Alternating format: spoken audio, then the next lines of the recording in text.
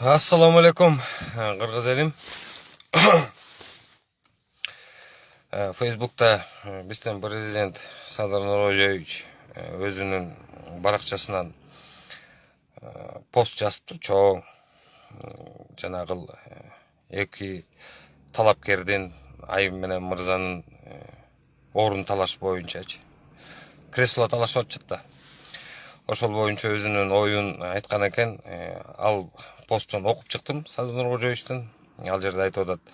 Буга чейинки президенттердин кемчилигин, каталчылыктарын кайталабастын алкагында мен элге ушундай коомчулукка өзүмдүн пикиримди айтып атам. Бул актуальный болуп атат. Өзүмдүн керек болсо жардамчыларымдын бул эми сиздин даражаңыз эмес, үн катпай койсоңуз деле болчудай дегенине карабастан элге жакын болом деп Садыр Нуркожоевич ушундай чоң пост жазыптыр. Окуп чыктым. Эми укугу бар. Себеби ал өзүнүн баракчасынан өзүнүн оюн жеткизгенге, элге түшүндүргөнгө ар бирөөнүн укугу берилген. Биз да жазып атпайбызбы? Эми бу жерде мындай болуп атат да, баягы у медали две стороны дейт. Эмне үчүн бул Садыр Нуркожоевич, биздин президент, үн катты? Именно ушул шайлоо иретинде, ушул талашы боюнча, анан дооматтар боюнча деп атат. Себеби бу жерде элдин маанайы, элдин назары саясат менен алек болгондугунун себебинен көпчүлүк элдин катмардын деп атат. Талабы болгондуктан мен силерге жооп берип атам деп атат да. Эл биз күнөөлүүбүз да. Саясатка мына могу жерге отуруп алганбыз. Бул актуальный теманын катарында болуп атат да. Жана экөөнүн орун талашканы. Бул чечилип калган уже давно. Бирок болбостон баягы ар бирөөбүз өзүбүздүн позициябызды отстаивать этебиз деп ар бир талапкерлердин артында баягы чуугам кылып атпайбызбы? Колдоп атпайбызбы? Ошонун алкагында бул өзүнүн оюн айтты президент катары. Бул эми жакшы. Ошондуктан баягы буга биз күнөөлүүбүз да, эми ошондой пост жазганынын себебин айтып атам да. Эми Садыр Нуркожоевичтин көңүлүн эмнеге биз ушул саясатка, бул саясат аренасы бүтпөйт экенин билип атпайбызбы? Бунун баары тең чириккенин билип атабыз. Эми керектүү жаатка буруштун себебин кантип түзүш керек экенбиз дегенге келгенде мен силерге совет берейин деп атам да. Эл журт, актуальный вопросторду көтөрүп чыгыш керекпиз бизчи. Ошондон коркпош керекпиз биз. Айтыш керекпиз, талап коюш керекпиз. Ошондо мынакей реакция болот. Болбосо ушул жанагыл төшүн көрсөткөн кызды эртең менен баштап кечке чейин көрсөттүңөр Facebook'тан. Ар бирөөңөр комментарий жазып чыктыңар. Андан кийин жанагыл беглый президент, биринчи президент качып кеткен Аскар Акаев боюнча дагы жазып чыктыңар. Андан кийин Жанар Акаев, андан кийин Огалчыл жанагы аял боюнча, Айым боюнча жазып чыктыңар. Баарыңар тең кайрадан болбосо ошол теманы качать этип отургандын себебинен Садыр Нуркожоевич пост жазды да. Садыр Нуркожоевич кайсыл посту жазыш керек эле айтайынбы мен силерге, туугандар? Энелерибиз күнүгө кырылып атат. Балдарыбыз күнүгө кырылып атат. Табиятыбыз өлүп атат. Экономикабыз алсыз болуп атат. Чек араларыбыз бекем болбой атат. Батыр балдар төрөлбөй калды. Дени сак, күчтүү балдар төрөлбөй атат. Кыстакелер көп болуп атат.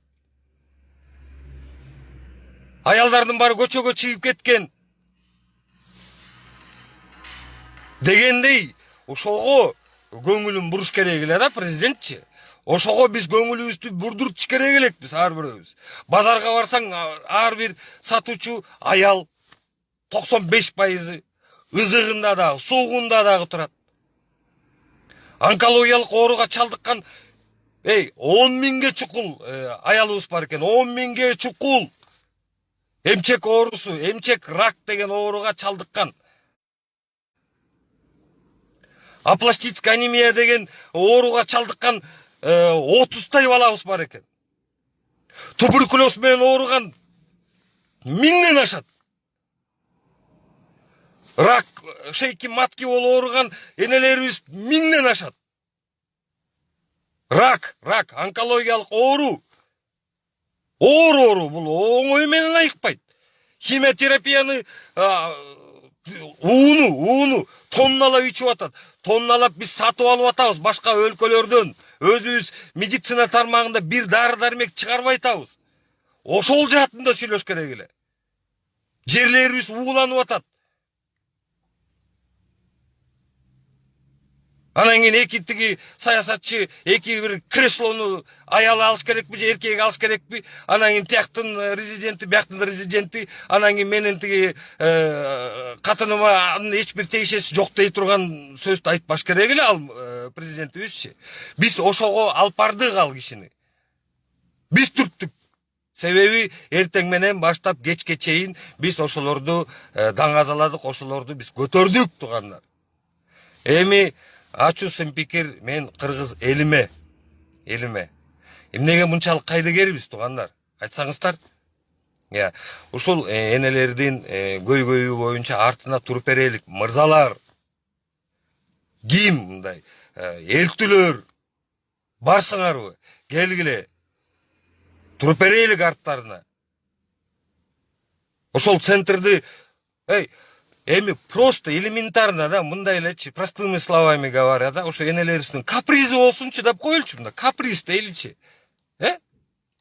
Болгон күндө дагы ошол экини аткарып койсок, ошолорго биз көмөктөшүп, ушундай ооруга чалдыгып аткан энелерибиздин артына туруп берип койсок болбойбу туугандар?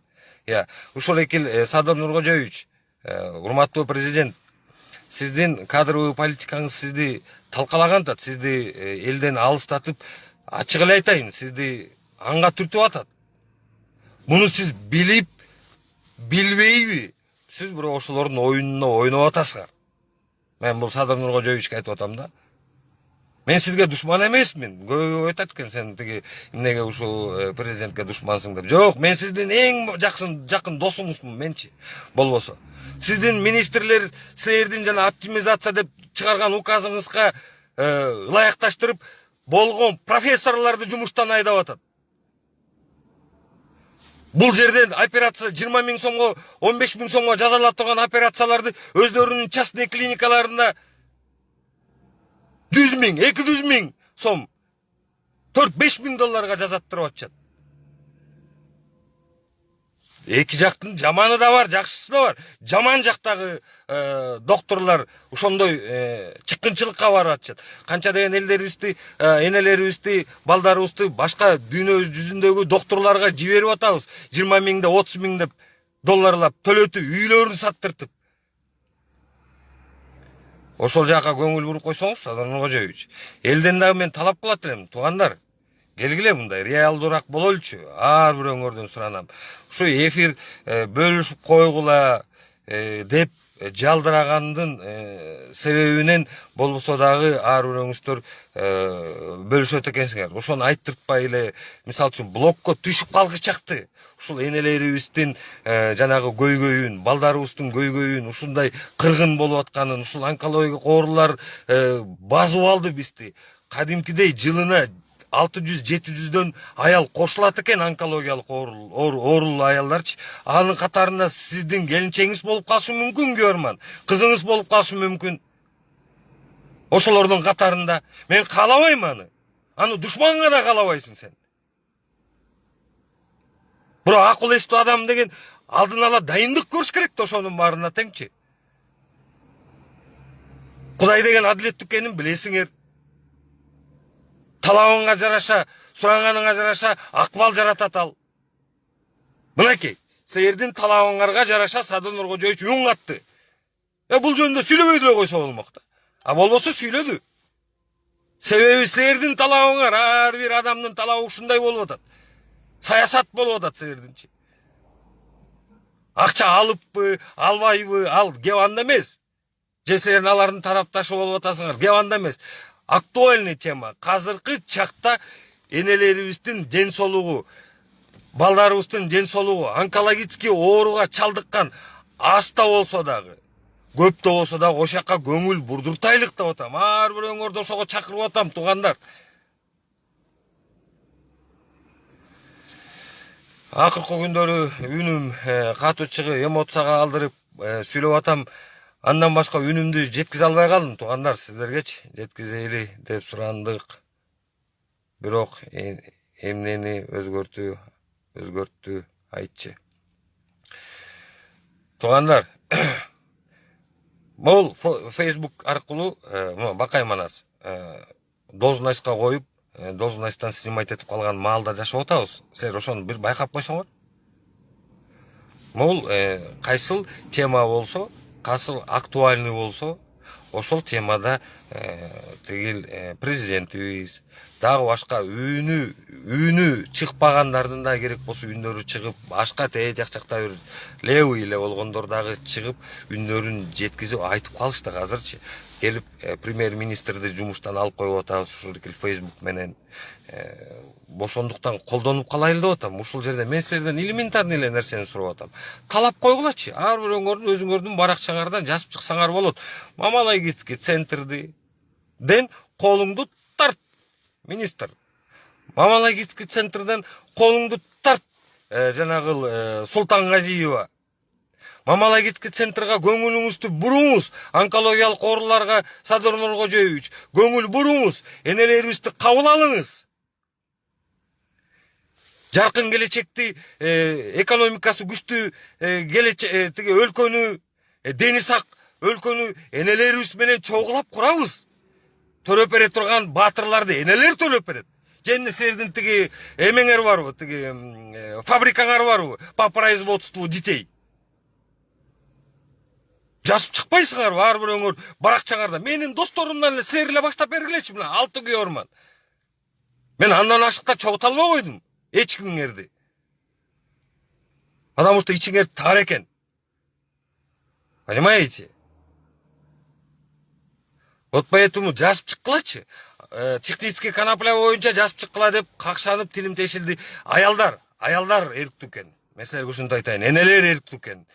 Мырзалар, мен айтып атпаймынбы? Азыр мен любой бирөөсү келип мага бирдемке дей турган болсоң, юбка ки дейт мен агачы. Мен да себеби, мен да юбка кие турган убакыт келип калды окшойт. Биз энелерден тиги апаларыбыздын артында жөлөк бөлүп, артында туруп бере албай турган болсок, анда биз мырзабыз Кыргызстандын келечегин курабыз, анан кийин деп төш кагып, анан кийин тиги тим эле пламенный речьтерди айтып кереги жок да. Ар бир өңөрдөн суранам. Мынакей, могул Жыргал мырза, мен досум. Улан, ар бир өңөрдөн суранам. Мына мен могул Бакай Манас пост жазып чыккыла азырчы. Мамалайгицкий центрден колуңду тарт. Министр жана Султангазиева деңиздер, энелерибизди коргойлук деңиздер. Онкологиялык ооруларга чалдыккан энелерибизди, балдарыбызды коргойлук. Садыр Нуркожоевич, ошого көңүл буруңуз. Энелерибизди кабыл алыңыз. Сизге кирсин. Ар бир өнүн укла деп жазып чыккылачы. Кана эрктүү мырзалар, эркектер.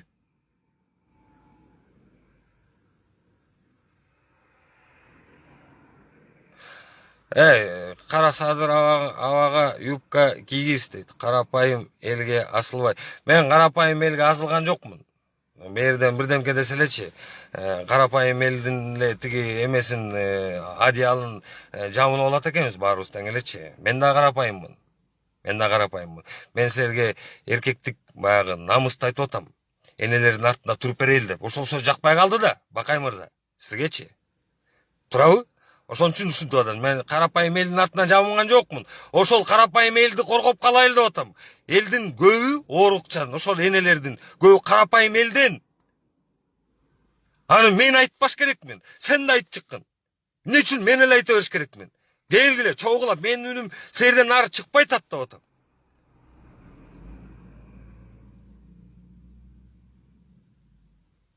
Ал өзү мыйзам боюнча моюнума алам деген ошол экини үнүн жеткизели деп атам. Ошол экигече мал кулагына вата тыгып алдыбы же жанындагылары жеткизбей атабы? Мен эмне, мен ал Садыр менен бетме бет телефон менен сүйлөшүп, көрүп сүйлөшө турган болсом, ушу сөздүн баардыгын эле токпой чачпай айтып бермекмин агачы. Силерге айтып атам, общественный общество, эл журттун назарын бурайлы буга деп атам. Бул ооруга бурайлы, ушул проблемаларга бурайлы, актуальный болгон проблемаларга, чек арага бурайлы. Изилденип койгула ошол жаатында. Көздөрүн чукуйлук булардын. Укпайтабы? Угузайлык деп атам. Мен үнүм жетпейт ага дагы. Мына какшыктаган сөзүндө чеги бар да.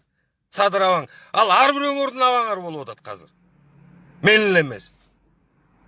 Уксун деп атам, ошол энелердин үнүн уксун деп атам. Мен талап коюп атам. Мына азыр 5 мүнөттүк короткий эфир чыгарам. Ошонун ичинде баарын тең айтып берем. Футбол ойноп жатат, эмнеге сенин проблемаң укпай жатат. Ошо да, ладно, Бакай мырза. Жазгыла маалымат берчи дейт, жазалы дейт. Досум, маалымат мындай,